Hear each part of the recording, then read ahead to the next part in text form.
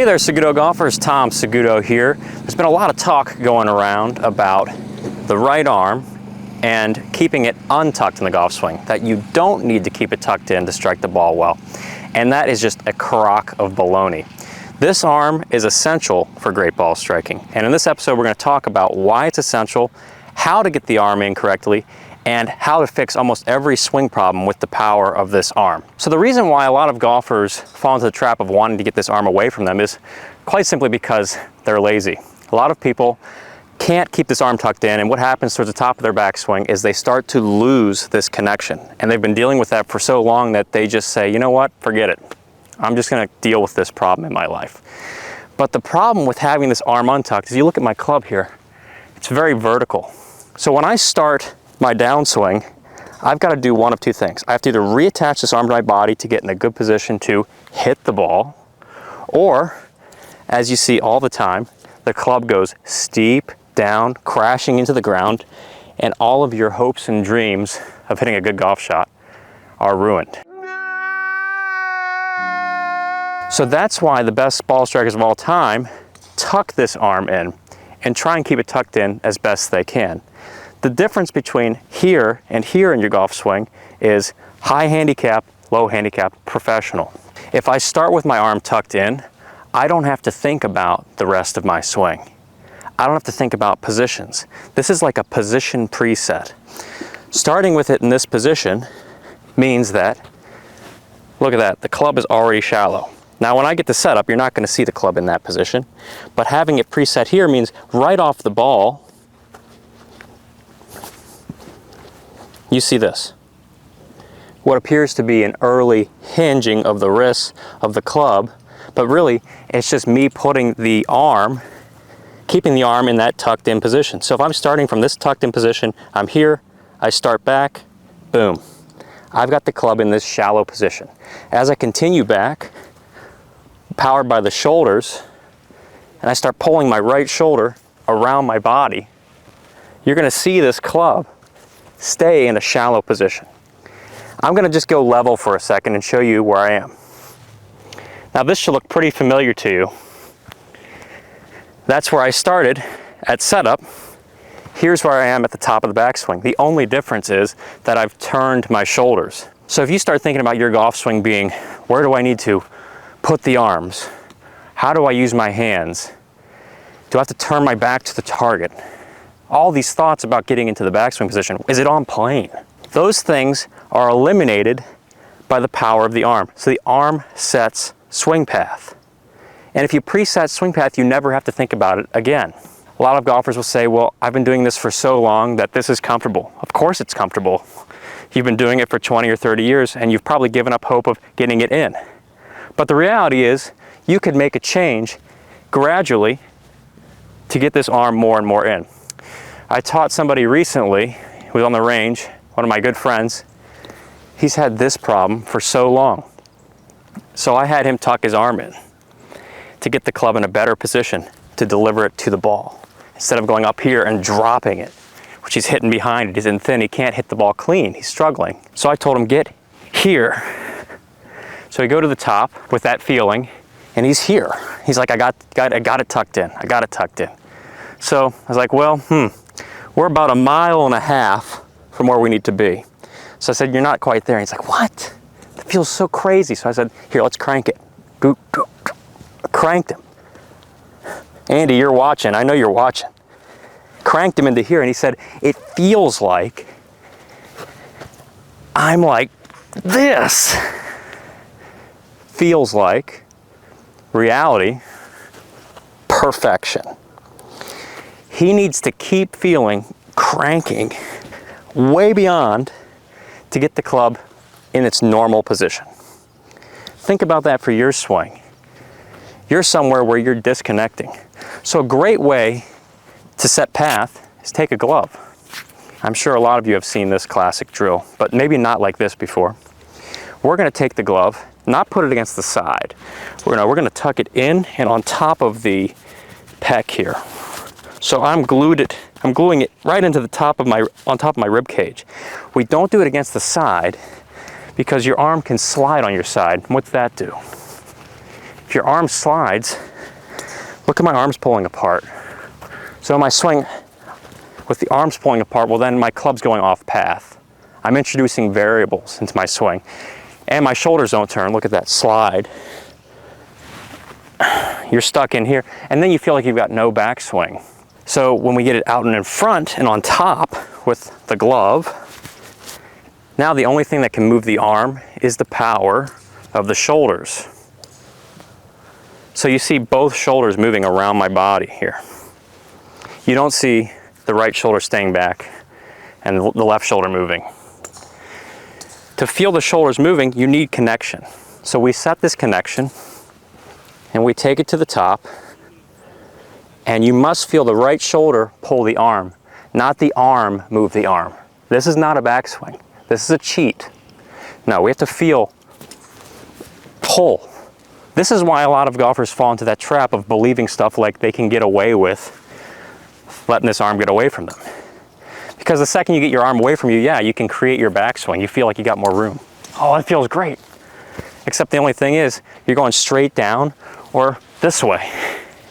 And it's not gonna be great. Versus in, feel the shoulder. This is totally different than just T-Rexing it. And I saw a video on the internet with a pro talking about why you don't need to tuck your arm in all the way. And what he was describing in that video is a lot of amateurs fall in the trap of just tucking it in and folding the arm. Very good video. What he was doing is saying, make sure the shoulder pulls the arm. He's not saying untuck the arm. He even said in the video, he tucks it in, keeps it in, he pulls the right shoulder around, he says, I'm still tucked in. There's just some space here. It's the same thing here. And then somehow golfers think, oh, see, you're so wrong, you don't need to tuck the arm in. No, you need the arm because geometry and physics deems that you need that arm tucked in. You're gonna have to get it in at some point in your swing to hit the ball well.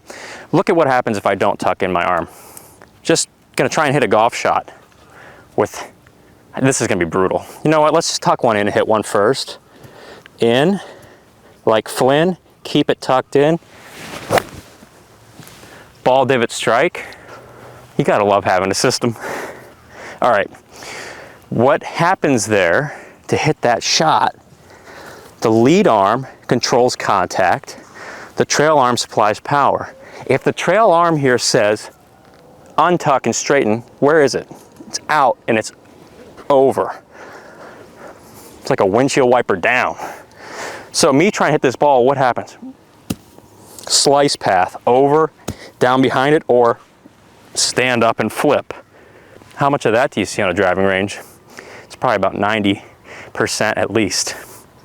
So trying to hit a ball like that without this arm being in, I'm just gonna hit one, see from the front view, watch the arm extend and flip. This could be the most dangerous thing I've ever done on camera. So I might flip at it and hit it thin just to protect myself. Keeping this arm out and just untucked. Out and untucked. You can already see right away, keeping it untucked actually moves my hands back. Sets me up to hit a fade. Sets me up to hit a cross. So untuck, let's just swing slowly.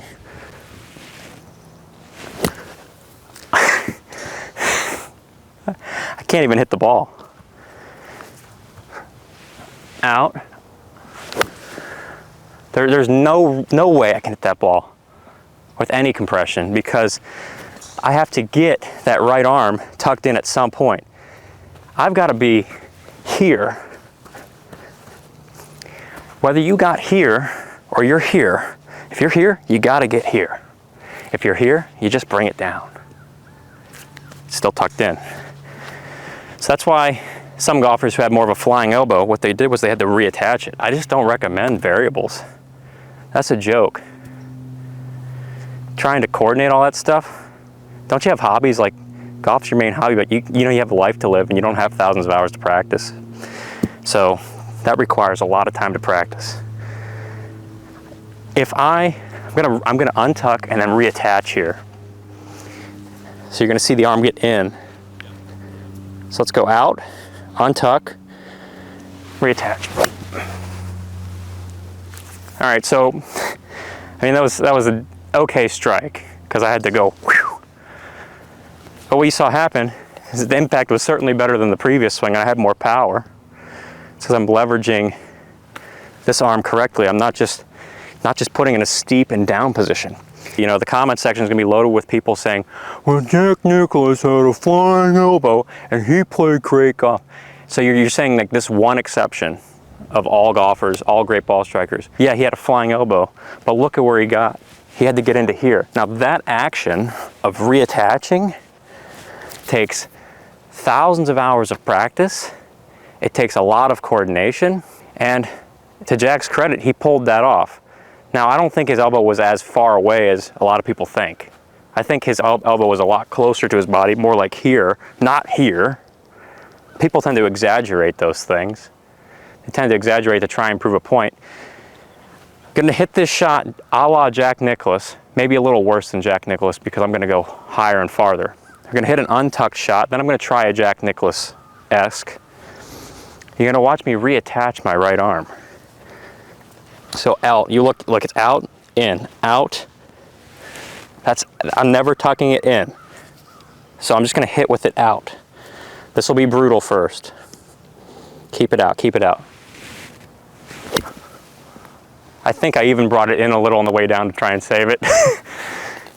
Let's do it again. Because I can't hit the ball with it out, I just can't. Out, out, out, out, out.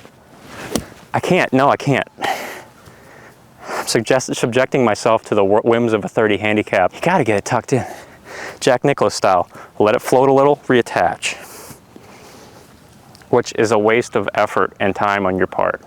So let's let it float a little. I'm gonna keep it out a little here and then reattach it.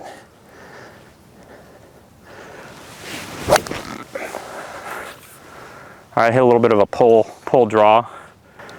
That brings in the element of timing. So I'll hit a good shot when I get this right, when I time this right. Then I got to think about tempo to coordinate all this. Your tempo might be different. You wake up on the wrong side of the bed and all of a sudden your muscles are really stiff and you feel tight and you're like really quick, or someday maybe you're sitting on a couch and everything's really slow.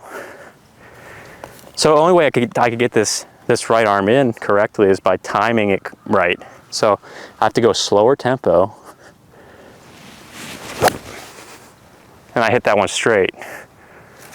Now, I don't want to think a whole lot. I don't want you thinking a whole lot. Just gonna put it in and not even think about it.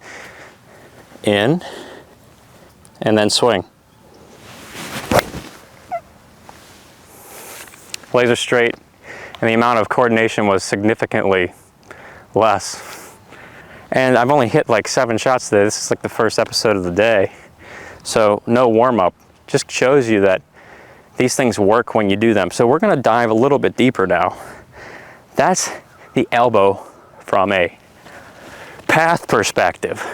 We know we need the elbow in to keep the path the same. The shoulders power, the arms keeps the path. Shoulders power, arm keeps the path. Downswing thoughts, backswing thoughts eliminated. But now let's look at it from the side of power. So when it comes to power, elbow out is a powerless position. I mean, just try and hit the ball from here. It's down, it's nothing but down. This has got to be a dance of some kind. I feel 2 things. I feel down and weight going back. I feel slice. Contrast that with in. I feel punching out. Just right away. Punching out, out, out, elbow out, down, down, down, in, punches out. What's a lot more powerful? Just gonna hit one with an out. I think I still got it in a little there, but that ball went way left. It's hard for me to hit it with it out. It never goes in. If I never tuck it in, it's gonna do that. It's down, straight down. In though, in. That ball just went about let's see, 125 with a punch. That's hitting out. Don't be fooled by all this nonsense where people are saying, you don't need to keep the arm tucked in.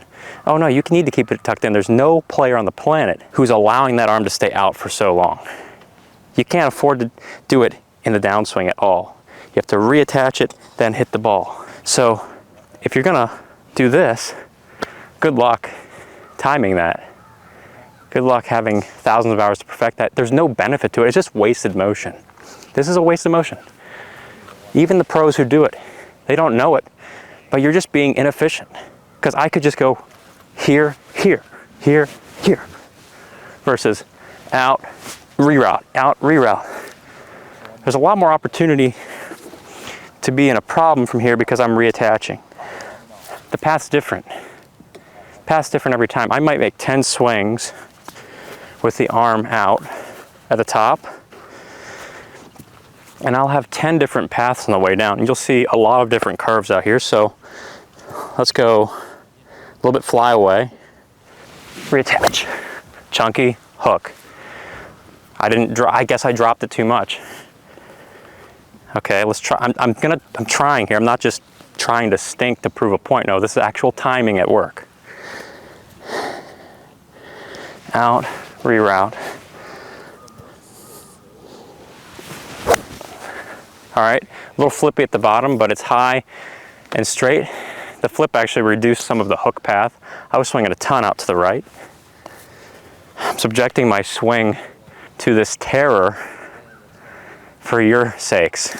So I hope my swing does not go to crap because of this. Out, round. Pulley, hooky, a little chunky. It's a lot of coordination. So I really gotta, on this one, for me to get this right, I'm gonna try and reroute faster because that's the only way I can get the club on the proper path. So let's go out and then really quick. There we go. I got it right. That was a little push though, and slightly thin. I need to time that a lot. I gotta do that 1,000 times to get that right. Versus let's just do 5 with it tucked in. So in. All right, that was straight little push. Probably recovering from recent strange things.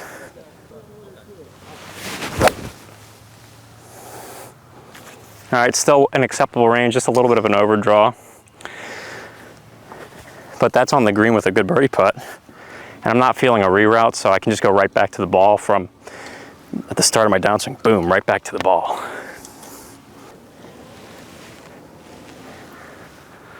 I feel the shoulders doing it now instead of me lifting my arms out. Beautiful. A lot less work too. By the way, this is what I'm teaching in my free mini course, go.saguto.golf. Become a great ball striker. Check out the link in the comments description below. 17 videos, 45 minutes of content to just start ripping the ball because life is too short to play bad golf. In to win. All right, let's keep it in.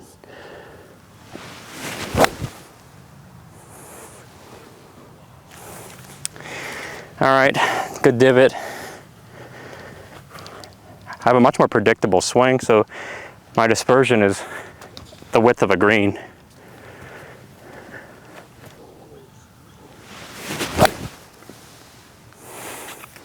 That was long. I think it's obvious when it comes to coordinating your swing, the direction to go is the path of least resistance, the path of less work. That means eliminating variables. If you want to strike the ball well, you've got to eliminate variables. Pros do this because they don't have time to time. If you're going to play golf at the highest level, timing isn't going to get you there. You don't play golf on the basis of when my swing's going to work. Now you play golf on the basis of things that will work. This arm is a geometrical certainty, which is just fancy for it will work.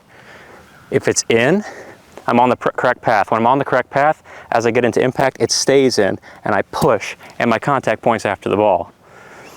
If it's out, the club comes crashing down, down, down. I have no idea where this club's gonna come into the ground, so I'm going to come out of my posture and flip at it all day long with no speed. Geometrical certainty. Elbow out ain't gonna get you there. Elbow in to win.